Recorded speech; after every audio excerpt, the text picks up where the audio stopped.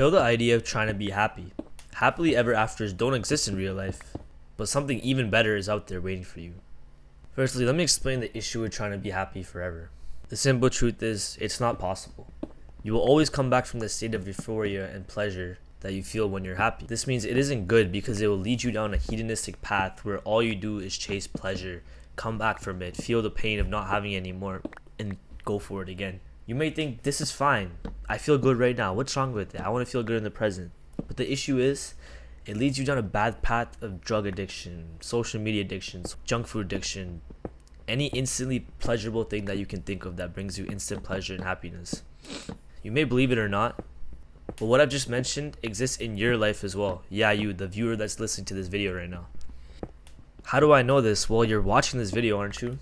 That means you use social media, meaning you most likely have TikTok, Instagram, Twitter, any other social media you can think of. You probably also eat unhealthy food. You probably also have other things that you do for instant pleasure and happiness. Don't worry, I'm not pointing the finger at you guys. I also suffered from this problem for a long time. During first year final exams, I couldn't focus on any of my work and just felt miserable. I thought, why? I have everything I want. I love engineering, the program I'm doing.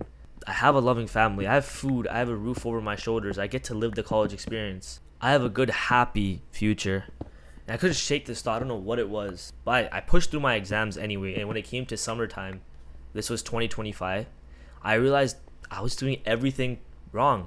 Sounds like common sense, but I woke up at 1 p.m. every single day. I had sugar-filled breakfast in the morning. I also had one meal, which was straight fast food. And I had an average screen time of just my phone, not including my laptop or my computer or anything, of 6 hours. To top that off, me and my friends would spend from 10 p.m. to 3 a.m. every single day playing poker. 5 hours every single day, not one day skipped of the week. Now, at the time, whenever I did each of those activities, I felt good. Like, this is the best thing, this is the best human experience that anyone could ever have. But with weeks going on, months going on, it did nothing for my mind. Actually made me feel worse. But there is a solution to this. I completely cut all of it out. I stayed locked in the gym. I stayed locked on my diet.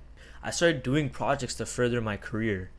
I started being a more social, more better person to be around. And by the time second year rolled around, which I'm in currently, I feel better than ever. What I want you to learn from this is, do not chase happiness. Chase the idea of contentment.